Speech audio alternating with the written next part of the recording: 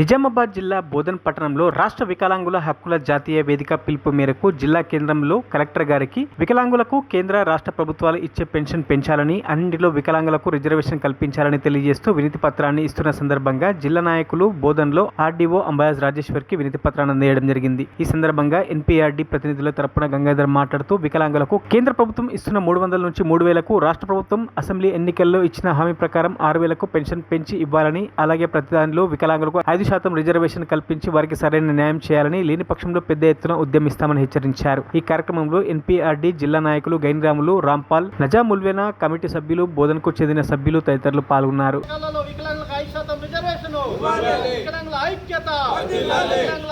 ఈరోజు ఎన్పీఆర్డీ జాతీయ కమిటీ, రాష్ట్ర కమిటీ పిలుపు మేరకు వికలాంగుల హక్కుల జాతీయ వేదిక ఆధ్వర్యంలో తెలంగాణ రాష్ట్ర వ్యాప్తంగా అన్ని జిల్లా కేంద్రాలలో కలెక్టర్ ఆఫీసుల వద్ద ధర్నా చేసి కలెక్టర్ గారికి వినతిపత్రం ఇస్తున్నాం. దాంట్లో భాగంగా నిజామాబాద్ పట్టణంలో ఆర్డీఓ ఆఫీస్ వద్ద ధర్నా చేసి ఆర్డీఓ సార్ గారికి వినతిపత్రం ఇచ్చినాం. ఈ వినతిపత్రం కేంద్ర రాష్ట్ర ప్రభుత్వాలకు పంపించి మా సమస్యల్ని పరిష్కారం చేస్తామని ఆర్డీఓ గారు మాకు హామీ ఇవ్వడం జరిగింది. అట్లాగే కేంద్ర ప్రభుత్వము 300 ఇప్పటిదాకా వికలాంగులకు పెన్షన్ ఇస్తుంది, దాన్ని 3000కు పెంచాలా. రాష్ట్ర ప్రభుత్వం 4000 పెన్షన్ ఇస్తుంది. అసెంబ్లీ ఎన్నికలలో 6000 చేస్తామన్నారు. ఇప్పటికే అసెంబ్లీ ఎన్నికల 7 నెలలు అవుతుంది, అయినప్పటికీ 6000కు పెన్షన్ పెంచలేదు, వెంటనే పెంచాలి.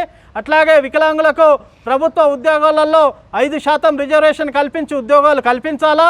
అట్లాగే ఇండ్లు ఇప్పటికే కట్టిన డబుల్ బెడ్రూమ్ ఇళ్లలో వికలాంగులకు 5% ఇండ్లను కేటాయించి కింద ఇవ్వాలి. అట్లాగే ప్రభుత్వ పథకాలు ఎవి ప్రవేశపెట్టినా, కేంద్ర ప్రభుత్వం పెట్టినా, రాష్ట్ర ప్రభుత్వం పెట్టినా వాటిలో అన్నిట్లో కూడా 5% రిజర్వేషన్ వికలాంగులకు ముందు ఇచ్చిన తర్వాతనే సకలాంగులకు ఇవ్వాలని కేంద్ర రాష్ట్ర ప్రభుత్వాన్ని వికలాంగుల తరఫున మేము డిమాండ్ చేస్తున్నాం. మా సమస్యలన్నీ పరిష్కారం చేయాలని కేంద్ర రాష్ట్ర ప్రభుత్వాన్ని విజ్ఞప్తి చేస్తున్నాం.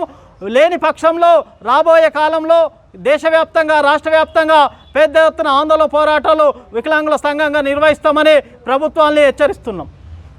మరిన్ని అప్డేట్స్ కోసం మా ఛానల్ని సబ్స్క్రైబ్ చేయండి.